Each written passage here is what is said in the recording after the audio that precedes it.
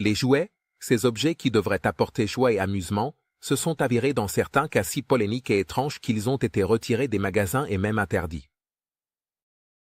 Des poupées avec des mécanismes effrayants au jeu qui se sont révélés être un danger latent pour les enfants. Certains des jouets les plus controversés qui, loin d'être inoffensifs, ont provoqué des frayeurs et même des changements dans les lois de sécurité. Numéro 1. Barbie enceinte. Elle est arrivée comme l'une des propositions les plus inhabituelles de la célèbre poupée, cherchant à montrer un aspect de la maternité peu commun dans les jouets. Avec un ventre arrondi et un bébé à l'intérieur, la poupée. Elle était censée être une ressource éducative montrant le processus de la grossesse de manière accessible pour les enfants. Cependant, les bonnes intentions ne donnent pas toujours de bons résultats. Et ce fut l'un de ces cas, qui ont généré un émoi inattendu. L'idée d'une grossesse éducative sur une Barbie n'a pas tardé à attirer l'attention des parents, qui, en voyant comment fonctionnait ce jouet, se sont sentis mal à l'aise avec la dynamique impliquant l'extraction du bébé du ventre de Barbie. Pour libérer le petit poupon, l'enfant devait littéralement ouvrir le ventre de la poupée, ce qui signifiait la déshabiller, et retirer la partie du petit ventre pour sortir le bébé de l'intérieur. Au-delà du facteur de surprise, de nombreux parents ont commencé à se demander si ce type de processus était vraiment approprié pour les petits. Numéro 2. La poupée rampante inquiétante. C'était, sans aucun doute, l'un des jouets les plus étranges de son époque.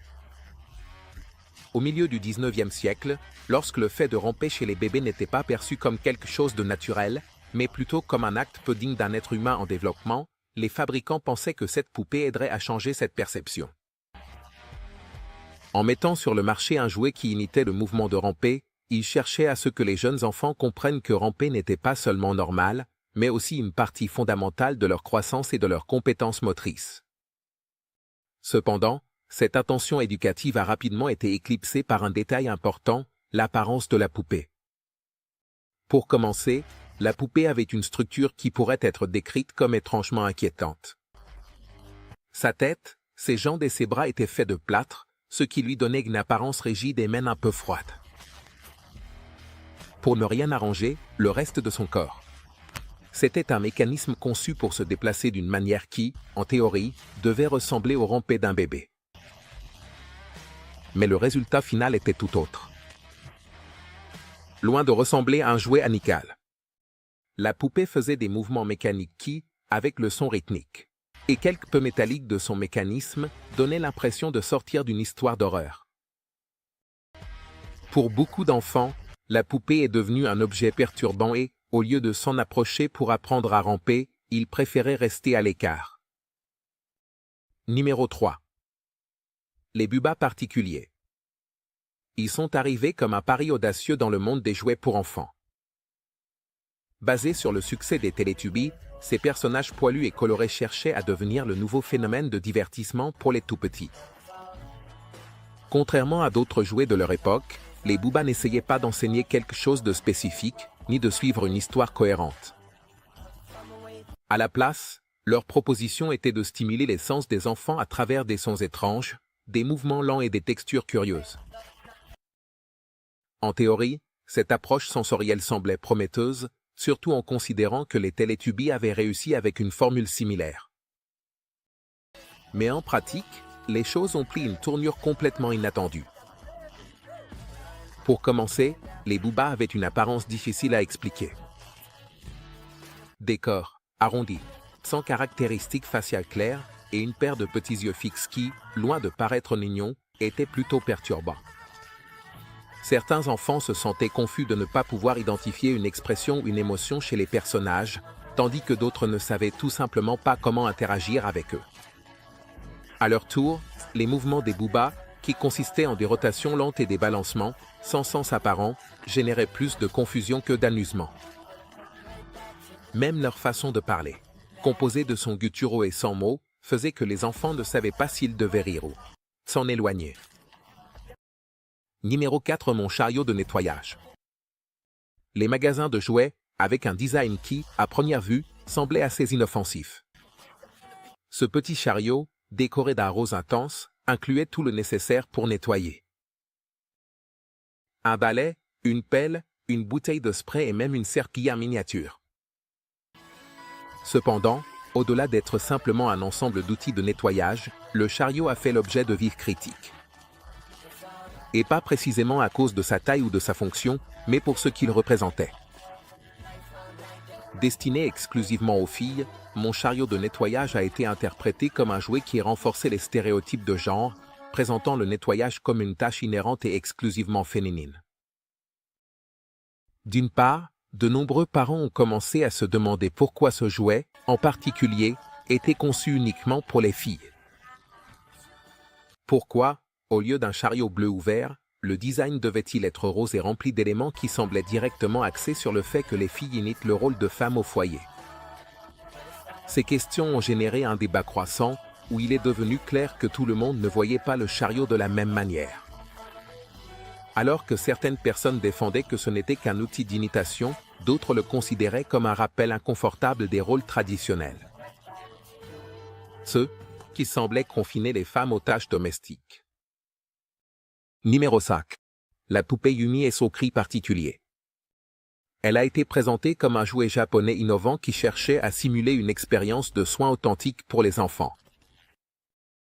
Cependant, cette poupée nécessitait quelque chose d'aussi inhabituel qu'un processus d'injection, pour que les petits puissent la voir pleurer. Pour l'activer, les enfants devaient lui injecter une substance spéciale dans un petit mécanisme intégré. Bien que l'intention semblait claire, créer un lien de soins et de responsabilité, le design a rapidement suscité une grande controverse. Pour beaucoup, le fait que les enfants devaient manipuler une seringue semblait étranger. Dans certains cas, même alarmant. De plus, la procédure d'injection à la poupée a été perçue comme inutilement complexe et peu adaptée au jeune public. Pendant que certains parents comprenaient que Yumi était une tentative de présenter une expérience de jeu différente, d'autres ne pouvaient s'empêcher de se sentir mal à l'aise à l'idée de voir leurs enfants utiliser une aiguille, même si elle était factice. L'inquiétude des adultes ne se concentrait pas seulement sur la difficulté du processus, mais aussi sur la difficulté de la vie. Sur le message que ce type de dynamique transmettait aux petits. Pour beaucoup, la poupée Yumi cessait d'être un simple objet de jeu et devenait un jouet que les enfants pouvaient trouver confus et même intimidant. Numéro 6. Barbie Oreo. Elle est née d'une collaboration inattendue entre Mattel et Nabisco, deux géants dans le monde des jouets et de l'alimentation. L'idée initiale était simple. Présenter Barbie comme une fanatique des célèbres biscuits Oreo, l'amenant à un autre niveau de popularité. En faisant en sorte que la poupée soit habillée avec les couleurs caractéristiques des biscuits et porte même un petit sac avec le logo Oreo. D'un point de vue commercial, la combinaison semblait gagnante. Cependant, lorsque cette collaboration s'est matérialisée dans la poupée, Mattel et Nabisco n'ont pas anticipé que la version afro-américaine de Barbie Oreo déclencherait une polémique monumentale, surtout aux États-Unis. Pour comprendre l'agitation, il est essentiel de considérer que le mot Oreo a des significations différentes dans certains contextes.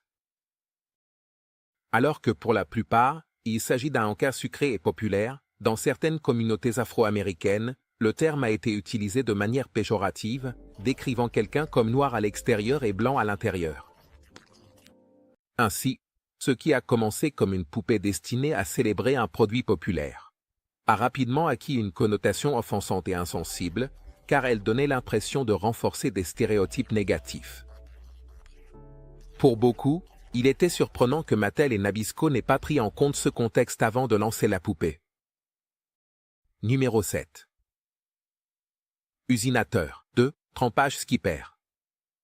C'était l'une des versions les plus inattendues des jouets d'eau populaires, connus pour leurs jets amusants et leur capacité à rafraîchir lors des journées chaudes. Cependant, l'Usinator a rompu avec cette formule simple et réussie pour offrir quelque chose de complètement différent. Au lieu d'eau, il projetait une substance épaisse, collante et blanche. L'idée derrière cette innovation était de permettre aux enfants d'imaginer qu'ils étaient dans une aventure intergalactique, combattant des extraterrestres avec cette substance alien. Cependant, ce qui semblait être une proposition originale a fini par susciter plus de questions que de sourires. Pour commencer, la présentation de la substance a généré de l'inconfort dès le premier instant. Contrairement à l'eau, ce fluide dense et blanchâtre s'accrochait aux vêtements et aux cheveux, de sorte que, loin de ressembler à une arme extraterrestre inoffensive, il était difficile à nettoyer et laissait un résidu que de nombreux parents ont trouvé peu pratique. Mais ce n'était pas tout. Les campagnes publicitaires de l'usinator ont été ce qui a vraiment déclenché la polémique. Dans les publicités, les enfants apparaissaient couverts de cette substance visqueuse. Après avoir joué avec le jouet, une image qui causait de la confusion et, dans certains cas, de l'inconfort. Au lieu de voir un jeu amusant, de nombreux spectateurs ont perçu le concept comme étrange et inapproprié. Numéro 8. La banque de visage et son design inquiétant. C'était l'une de ces créations qui, en théorie, semblait géniale, mais qui, en pratique, ont suscité plus de questions que d'enthousiasme. Imagine une tirelire qui non seulement recevait tes pièces, mais les dévorait, littéralement avec un visage animé. Ce visage, bien sûr, n'était pas vraiment amical. La banque de visage ouvrait sa bouche de manière exagérée et ses yeux brillants suivaient chaque mouvement de la pièce, ce qui, au lieu d'être amusant, cela générait une sensation perturbante tant chez les enfants que chez les adultes. Bien que l'objectif était de rendre l'épargne plus interactive, la manière dont cette tirelire mâchait les pièces a fini par sembler trop inquiétante. Dès le premier moment où elle a été vue dans les magasins de jouets, les parents et les enfants ont réagi avec un mélange de fascination et de crainte. D'un côté, certains étaient intrigués par son design unique, et les plus courageux décidaient de l'emporter chez eux. Cependant, en commençant à interagir avec elle, de nombreux enfants se retrouvaient face à une figure avec une expression inexpressive, des yeux brillants et des mouvements quelque peu brusques qui, loin de les motiver à épargner, les éloignaient de la tirelire. Numéro 9.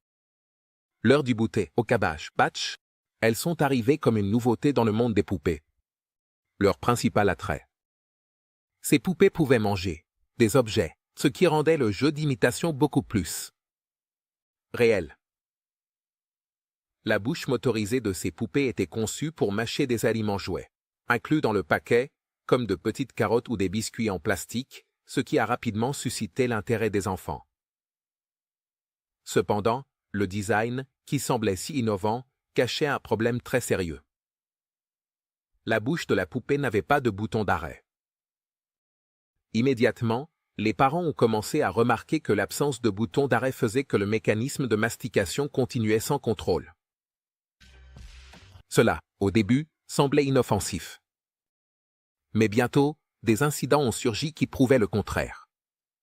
Plusieurs rapports ont indiqué qu'en jouant avec ces poupées, les enfants mettaient accidentellement leurs doigts dans la bouche motorisée de la poupée. Au lieu de s'arrêter, le mécanisme continuait à mâcher, piégeant les doigts des enfants et causant douleur et inconfort. De plus, certains racontaient que les cheveux des petites filles se retrouvaient également coincés dans la bouche de la poupée. Et ne pouvant arrêter le mouvement, la situation devenait plus grave.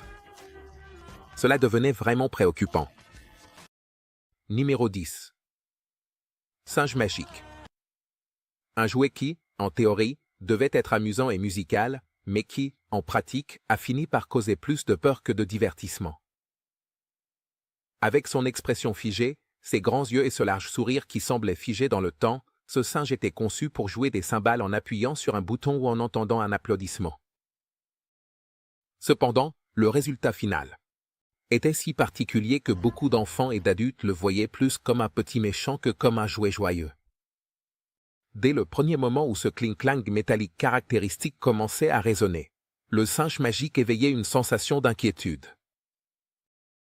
Ce n'était pas seulement le son, mais la combinaison de son regard fixe et de la rigidité de ses mouvements, qui semblait sorti d'un film d'horreur. En fait, ce jouet a gagné encore plus de renommée en étant inclus comme un personnage vigilant dans le célèbre film Toy Story 3, où sa présence était tout aussi intimidante, confirmant la réputation qu'il avait en tant que singe espion. Sans aucun doute, bien que son objectif fût musical, le singe magique a fini par être une figure reconnue pour ses effets inquiétants sur le public. Numéro 11. Le rire de Baby Love Halo. Il a été lancé comme un jouet qui riait automatiquement pour amuser les enfants.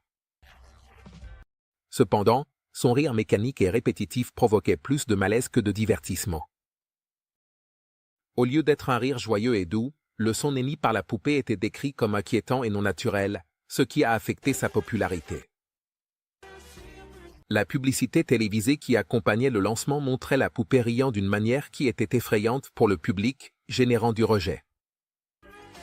Bien que l'idée était de créer une poupée amusante, le résultat final a été critiqué. Et beaucoup l'ont considéré comme un jouet qui inspirait la peur plus que le divertissement.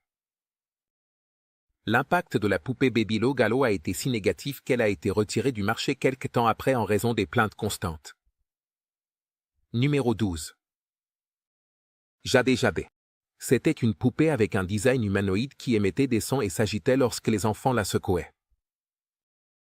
Bien qu'il semblait être un jouet inoffensif au début, les parents ont remarqué que la façon de jouer avec la poupée, en la secouant violemment par le cou, était un acte préoccupant et peu approprié. Bien qu'il ait été promu comme un jouet anti-stress, cette mécanique de jeu a généré des critiques en étant associée à des comportements violents.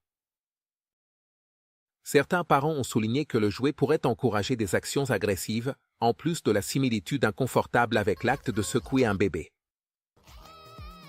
Cette perception négative a grandi et a finalement conduit au retrait du Jabé Jabé du marché, soulignant l'importance d'évaluer soigneusement les fonctions de jeu dans les jouets pour enfants. Numéro 13. Bébé allaité.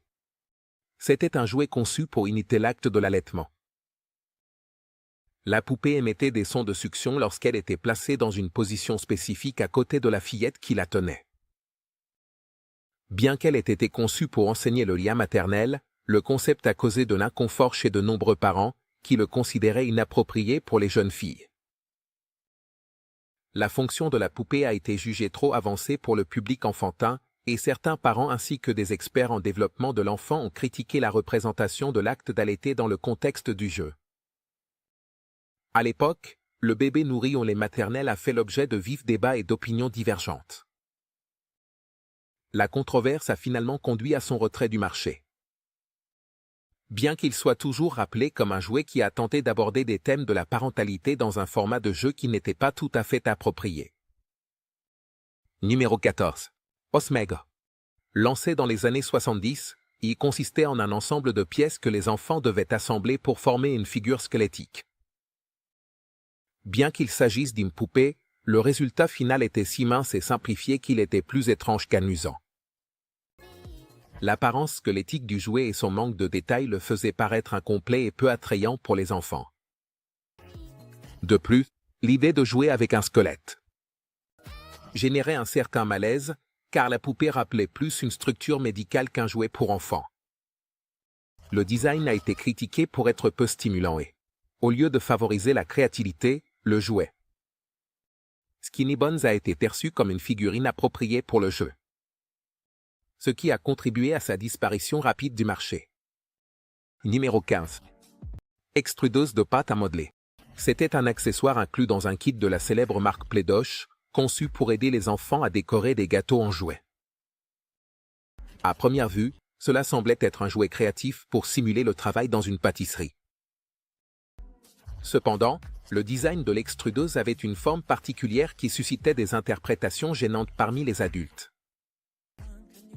Certains parents ont exprimé que l'accessoire pouvait ressembler à un objet inapproprié, ce qui a généré une réaction négative menant à son retrait. Bien que le jouet n'ait pas eu d'intention négative, la ressemblance visuelle a conduit à prendre des mesures pour éviter tout malentendu. L'extrudeuse est devenue un rappel de l'importance de considérer toutes les interprétations possibles lors de la conception de jouets pour le public enfantin. Numéro 16. Poupée pole dance et sa polémique inattendue. Elle a été lancée avec l'intention de surprendre le public enfantin avec une proposition différente. Mais l'impact qu'elle a généré a été bien plus grand que ce que ses créateurs auraient pu anticiper. L'idée originale était d'offrir une poupée qui effectuait des mouvements de danse sur une barre et de la présenter comme une manière d'encourager l'exercice et le divertissement à travers la danse. Cependant, dès qu'il est apparu dans les magasins de jouets, le jouet a déclenché une vive polémique. La raison. Le pole dance, bien que dans certains milieux il soit considéré comme une discipline d'exercice, reste principalement associé au divertissement pour adultes, ce qui a conduit de nombreux parents et critiques à voir la poupée comme une figure inappropriée pour les enfants. Numéro 17. Petite Miss 100. Non? Une poupée qui représentait une petite fille avec une apparence négligée, des vêtements déchirés et une expression triste. Conçue dans les années 60, cette poupée tentait de refléter une figure vulnérable et dans le besoin. Déçoit. Cependant, son apparence provoquait de la tristesse au lieu de la tendresse, et beaucoup la percevaient comme une figure tragique plutôt qu'un jouet pour enfants. Le design contrastait fortement avec celui des autres poupées de l'époque, car au lieu de transmettre de la joie, il semblait symboliser un personnage dans le besoin. Les parents et certains experts en psychologie infantile ont critiqué Little Miss No Name en la considérant inappropriée, car elle projetait une image déprimante de la femme. Bien que le concept visait à encourager l'empathie, la poupée a été rapidement retirée. Et elle est devenue un exemple de la façon dont les designs de jouets peuvent provoquer des réactions émotionnelles inattendues. Numéro 18. Grandir comme Skipper. Dans les années 70, en tant que partie de la série Barbie, elle était censée montrer la croissance physique de la petite sœur de Barbie. L'idée était qu'en tournant ses bras, la poupée gagnerait en hauteur et son corps développerait un aspect plus adulte. Cependant, cette transformation incluait la croissance de la poitrine, ce qui a généré de l'inconfort parmi les parents. L'idée que les enfants puissent faire grandir Skipper physiquement a été critiquée car elle était considérée comme une représentation prématurée de thèmes associés au développement, bien que l'objectif était d'illustrer le passage de l'enfance à l'adolescence. L'exécution a été vue comme inappropriée et peu réaliste.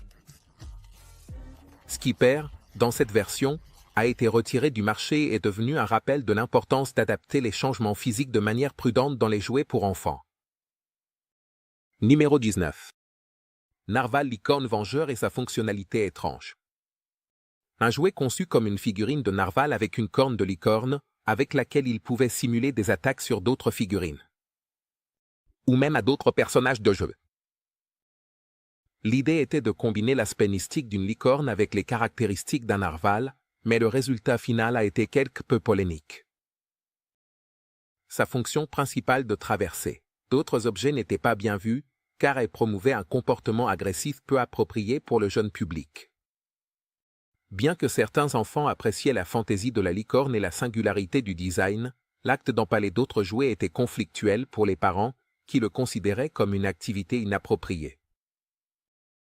Malgré le fait que ce soit un concept original, le jouet a été retiré en raison des critiques qui ont émergé concernant son impact sur le comportement et le message qu'il transmettait aux enfants.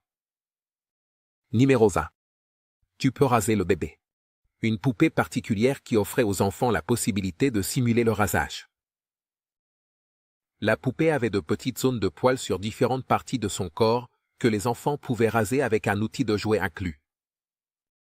L'intention était de créer une activité divertissante, mais l'idée s'est avérée confuse et peu appropriée, car elle introduisait l'acte de se raser à un âge très précoce. Certains parents considéraient que le jouet était un objet qui pouvait être utilisé pour faire des choses. Il pouvait encourager des comportements qui n'étaient pas propres à l'enfance et ne transmettaient pas un message clair sur le soin de soi. De plus, le jouet générait un petit désordre à cause des parties qui simulaient les toiles. Ce qui était inconfortable pour les adultes. Bien que le concept ait voulu offrir une expérience novatrice, le public ne l'a pas bien accueilli et tu peux raser le bébé. Il a été retiré du marché, restant dans les mémoires comme l'un des jouets les plus étranges.